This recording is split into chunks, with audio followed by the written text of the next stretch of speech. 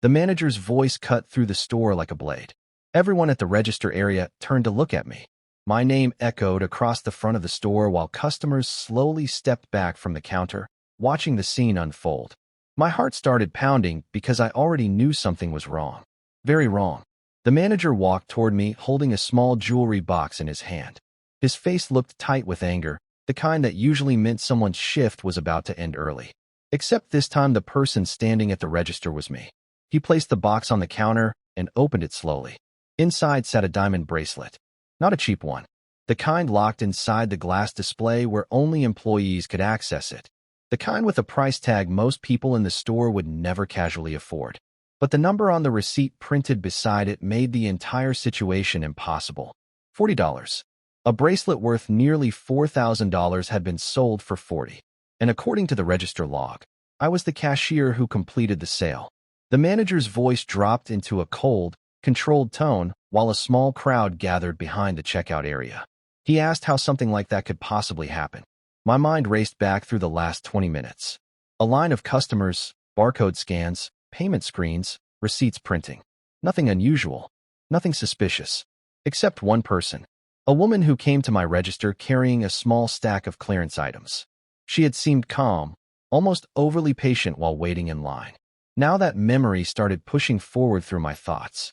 The bracelet had been in her pile, but it had a clearance sticker on it. A red tag showing $40. I told the manager exactly that. He didn't believe a word of it. His expression hardened while he picked up the bracelet again and turned it over. The original price tag was still attached beneath the red sticker. For $1,000. Which meant one thing. Someone had switched the price tag. And somehow the system showed that mistake going directly through my register. The manager didn't raise his voice again. He didn't need to. His next sentence landed harder than any shout could. Security would review the incident, but for now my shift was over. Effective immediately. Customers whispered as I stepped away from the counter.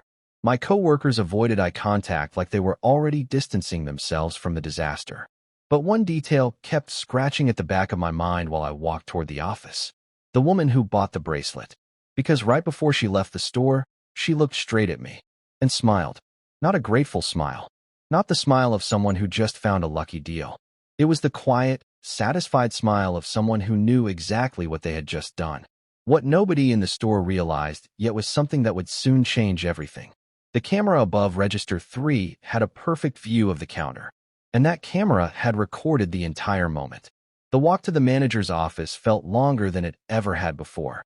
Every step across the polished floor seemed louder than usual.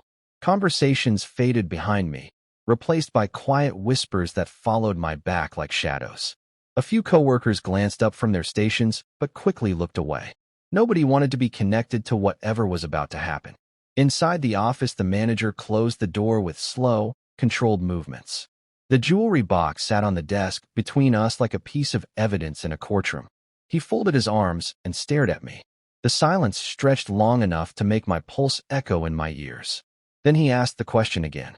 How did a $4,000 bracelet leave the store for $40 through my register? I repeated the same explanation. The bracelet had a clearance sticker when the customer placed it on the counter. I scanned it like every other item. The register confirmed the price. The payment went through. A normal transaction. At least that was what I believed in the moment. The manager slowly slid the bracelet across the desk. The red clearance tag looked freshly placed, almost too clean compared to the original price tag underneath. He pointed at it. Clearance items are processed by supervisors before being moved to the sales floor. Jewelry almost never gets marked down without documentation, especially pieces like this one, which meant someone had attached that sticker after it left the display case. His eyes narrowed slightly, and since the bracelet was removed from the locked case less than 30 minutes before the sale, there were only a few people who could have touched it. Employees. The word hung in the air, even though he never said it directly. I felt the weight of the accusation pressing down harder with every passing second. But the more I replayed the moment in my head, the more one memory refused to disappear. The woman. When she reached my register, she placed several small clearance items on the counter first. A candle, 2 phone chargers, a discounted scarf. Then she casually added the bracelet to the pile. I remembered thinking it looked out of place among the cheap items. She noticed my hesitation. That was when she pointed at the red sticker and said something simple. Found it in the clearance basket near the aisle. At the time, it seemed believable. Now the memory felt carefully planted. The manager opened a folder on his desk and slid a printed receipt toward me. My employee ID was stamped across the top of the transaction record, proof that the sale went through my register. Company policy was strict about situations like this. Any suspicious price manipulation involving high-value merchandise triggered immediate suspension while the loss prevention team investigated, which meant my badge was already being deactivated. The manager finally spoke again. Until the investigation finished, I was officially terminated. The words landed like a physical blow. But even while the shock settled in, another thought quietly formed in the back of my mind. The camera above Register 3. That camera recorded everything. Every item placed on the counter. Every movement of a customer's hands. Every second of the transaction. And if the woman really switched the tag the way I suspected, the footage would show it. What I didn't know yet was that the camera had captured something even more disturbing. Because the woman wasn't acting alone. The office door opened, and the manager handed me a small envelope containing my final paperwork. Inside was a printed notice explaining the termination and a short paragraph about the investigation that would follow. Corporate language. Cold and precise. I walked out of the office carrying the envelope like it weighed 20 pounds. The sales floor looked different now. Lights brighter. Conversations sharper. Every glance from customers and employees felt like silent judgment. The security guard waited near the exit. Standard procedure. No arguments. No explanation. Just a quiet escort out of the building like I was already guilty. The automatic doors slid open and the afternoon air hit my face. Cars moved through the parking lot. People pushed shopping carts, and life outside the store continued like nothing had happened. But inside my chest a storm kept building. Fired over something I didn't do. The image of the woman kept replaying in my mind. Her calm voice.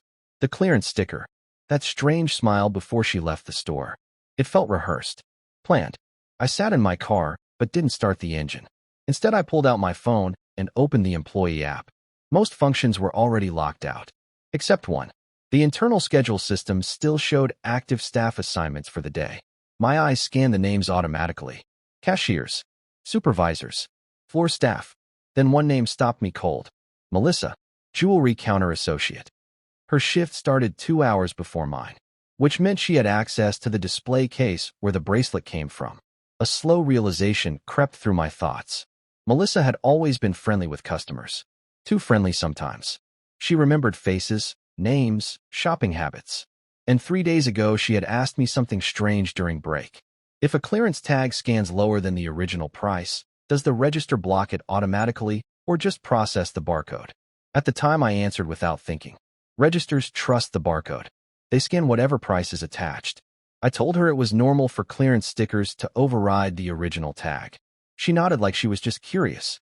Now that conversation felt completely different.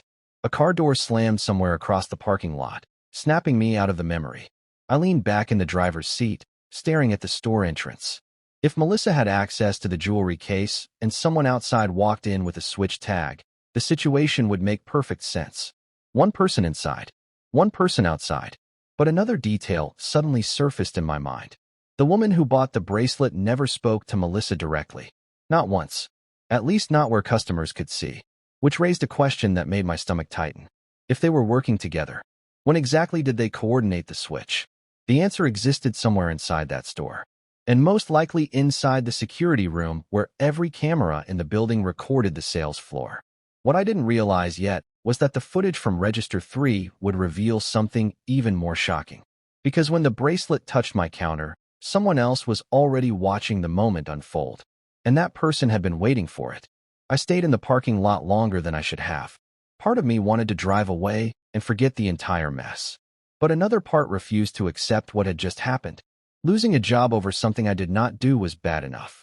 But the more I thought about it, the more the situation felt engineered. Too precise. Too convenient.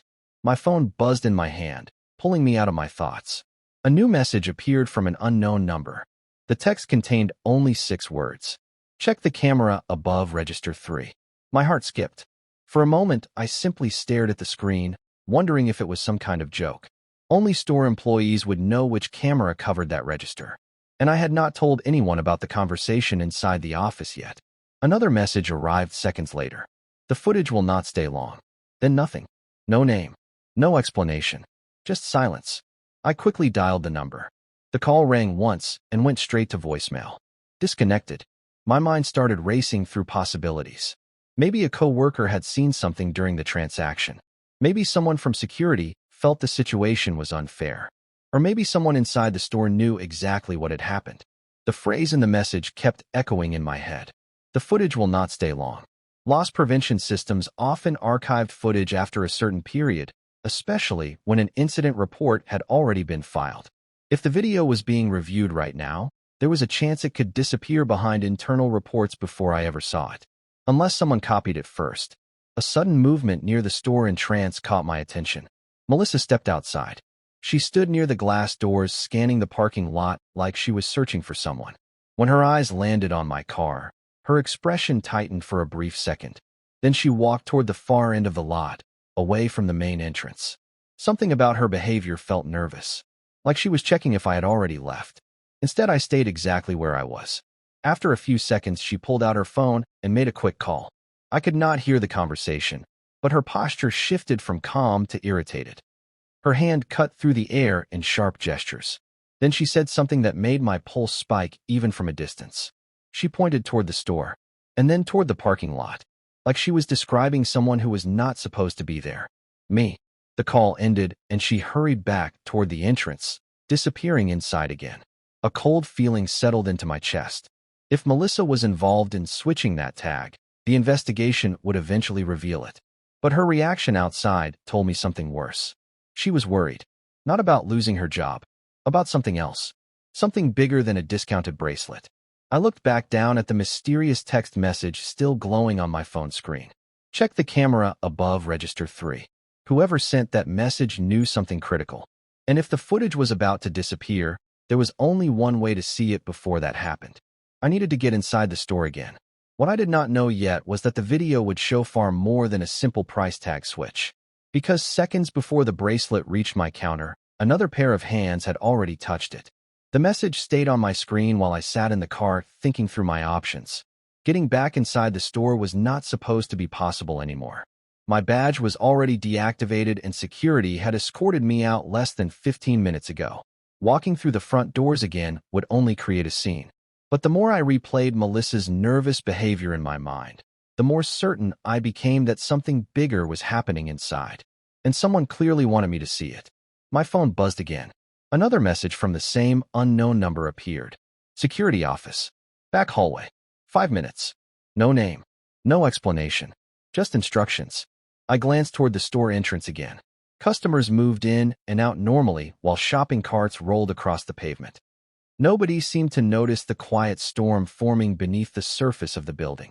I stepped out of the car and circled toward the side of the store where the employee entrance connected to the loading area. The back hallway led directly to the security office where the camera monitors were located. Normally, only supervisors and loss prevention staff used that corridor. Tonight, the metal door was slightly open. My pulse quickened. I pushed the door carefully and stepped inside. The hallway lights hummed softly overhead. Boxes from a recent shipment sat stacked along the wall. The building felt quieter back here, separated from the noise of the sales floor. Halfway down the corridor, someone stepped out from the security office doorway. It was Ryan, one of the night shift security techs. His face looked tense the moment he saw me. He quickly closed the door behind him and motioned for me to come closer. Ryan had worked at the store for years. Quiet guy, rarely involved in anything outside monitoring the cameras. But tonight his voice carried urgency.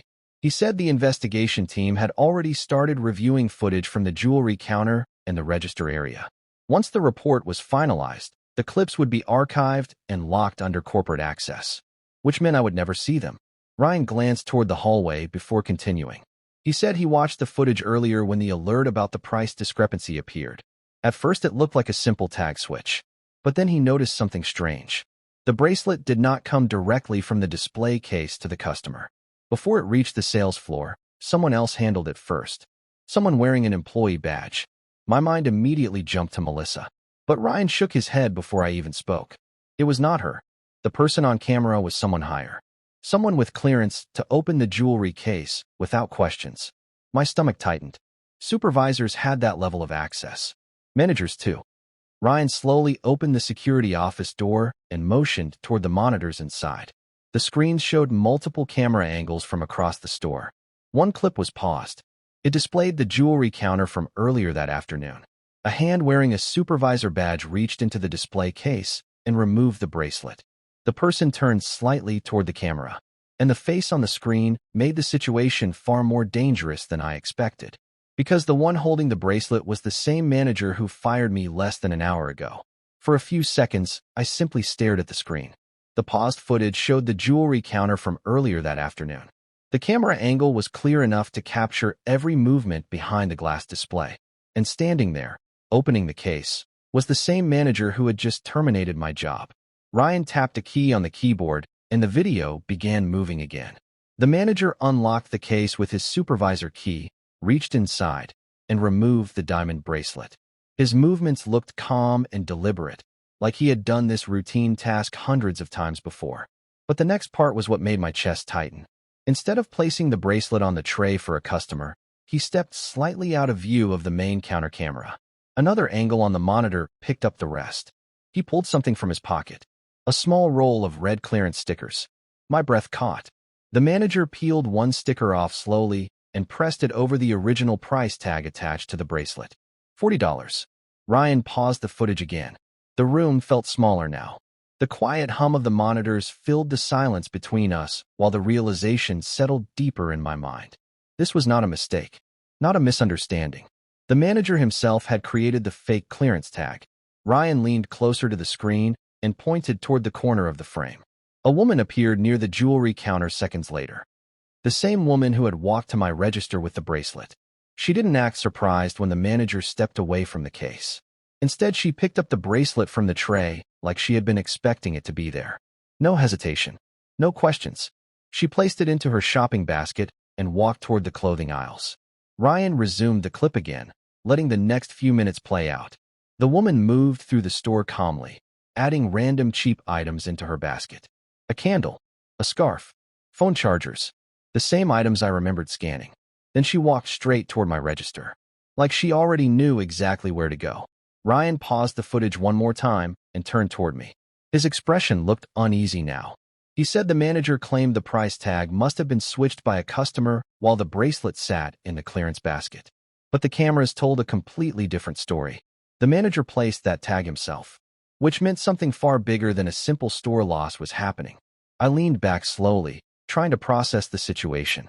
If the manager and the woman were working together, the plan had been simple. Create a fake clearance tag. Have the bracelet sold through a random register. Blame the cashier when the loss appeared in the system. Me, the perfect scapegoat. But one detail still did not make sense.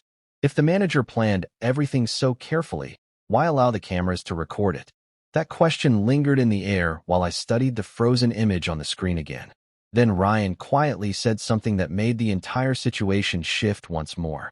The footage we just watched was not supposed to exist, because 15 minutes ago someone tried to erase it, and that someone had access to the security system itself. Ryan's words hung in the air like a warning. Someone had already tried to erase the footage.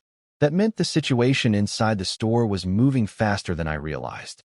Ryan leaned over the keyboard and pulled up the system activity log. Lines of timestamps filled the monitor, showing every access request made to the camera archive during the last hour. One entry stood out immediately. Video file from jewelry counter camera. Deletion attempt. The timestamp matched almost perfectly with the moment I was sitting in the manager's office being terminated. My stomach tightened. While the manager was telling me the company would review the footage later, someone had already been trying to remove it from the system. Ryan scrolled further down the log and tapped another entry. The request did not come from the security team. It came from a supervisor terminal located in the administrative office, which meant the person trying to delete the evidence worked inside the management wing of the building. My mind instantly returned to the manager's face earlier that afternoon. The controlled anger. The quick decision to terminate me before any real investigation began. Now the timing made perfect sense. Blame the cashier. Remove the footage. Close the case. Ryan rubbed his forehead while staring at the screen. He explained that the system rejected the deletion because the video had already been flagged automatically after the price discrepancy alert. Once flagged, the file required approval from corporate security before it could be erased. But someone clearly did not know that. Someone panicked. My eyes shifted back to the paused image of the manager holding the bracelet with the fake clearance tag. The evidence was right there. Clear. Undeniable. But Ryan suddenly lowered his voice. He said there was another reason he contacted me instead of waiting for corporate to handle it. He rewound the footage again and played the next section carefully. The woman who bought the bracelet was now approaching my register. But just before she reached the counter, she passed another aisle camera. The angle showed her face clearly. Ryan froze the frame. Then he opened another window on the monitor and pulled up a database from the store's internal system. Employee records. Former staff. His fingers moved across the keyboard until a familiar face appeared on the screen. The same woman, but wearing a store uniform in the photograph. Ryan turned the monitor slightly toward me. She used to work here. Loss Prevention Department. She left the company 8 months ago after an internal dispute. The air in the room suddenly felt colder. If a former loss prevention employee was involved, she would understand exactly how the cameras worked. Exactly which angles covered the registers. Exactly how long footage stayed in the system. Which meant the entire setup had likely been planned with that knowledge. Ryan leaned back slowly. He said the woman and the manager had crossed paths several times earlier today in different parts of the store. Always briefly. Always just outside the main camera angles. Except for one moment. He switched to another clip from the hallway camera near the manager's office. The footage showed the two of them standing close together, speaking quietly. Then the manager handed her something small. A roll of red clearance stickers. My pulse began to rise again. But Ryan had not finished reviewing the hallway footage yet. Because seconds after that exchange, another person walked into the frame. Someone who was never supposed to be anywhere near that meeting. And when the camera captured their face, the situation stopped being just a store scam. It became something far more personal. The hallway footage continued playing on the monitor. Ryan slowed the clip as the manager handed the roll of red clearance stickers to the woman. Their conversation lasted only a few seconds before she slipped the stickers into her purse and turned toward the sales floor. Everything about the exchange looked quiet and controlled, like two people finishing a plan they had already discussed earlier. Then someone else walked into the hallway.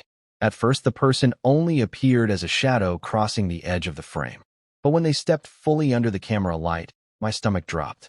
It was Kevin, assistant store manager, the same person who trained me when I first started working there. Kevin stopped in the hallway when he noticed the manager and the woman standing together. His expression shifted immediately, like he had just walked into a conversation he was never supposed to see. The manager reacted fast. He stepped forward, blocking part of the camera angle while speaking quickly to Kevin. The woman stayed silent beside him, watching both men carefully. Ryan paused the footage and zoomed slightly closer. Kevin's face told the entire story. Confusion first, then realization, then anger. Ryan played the clip again. Kevin said something sharp while pointing toward the woman's purse. The manager answered with a short reply that clearly did not calm him down. The tension between them grew visible even without sound. Kevin shook his head and turned to leave the hallway. But before he disappeared, the manager grabbed his arm. Not aggressively, but firmly enough to stop him. Another quiet exchange followed. This time Kevin's reaction changed again. The anger drained from his expression and something heavier replaced it. Worry. Ryan froze the frame again. Kevin slowly nodded after that conversation and walked away without another word. The manager remained in the hallway for a moment before returning to the sales floor. And the woman followed a different direction toward the clothing aisles. The plan continued exactly the way we had already seen on the other cameras. The bracelet reached my register. The fake clearance tag scanned. The transaction completed. And minutes later, I was sitting in the office being blamed for the loss. Ryan leaned back in his chair and looked at me. He said Kevin returned to the security office shortly after the incident report was filed. Not to review footage like supervisors usually did. Instead, he asked if the system allowed direct deletion requests. That request appeared in the activity log 15 minutes later. The failed attempt to erase the video. The pieces finally settled together in my mind. The manager created the scam. The former loss prevention employee carried it out. Kevin discovered it by accident. And when he realized the cameras captured everything, someone tried to erase the evidence before corporate investigators arrived. But they were too late, because the footage still existed. Ryan copied the files onto a secure drive and handed it to me. He said corporate security would eventually uncover the truth, but sometimes evidence moved slowly through company channels. This drive changed that. Outside the store, the parking lot lights flickered on as night settled in. I stepped out of the building holding the drive in my hand, feeling the weight of everything that had just unfolded. Hours earlier, I had walked out of that same door as the employee blamed for a $4,000 mistake. Now I held the proof that the entire thing had been a setup designed to destroy my job. But the cameras had seen everything. And soon the people who planned it would realize something they never expected. The cashier they blamed was about to bring the entire scheme into the light. Tell me in the comment that where are you watching this story from. Subscribe for more interesting revenge stories. See you in the next one.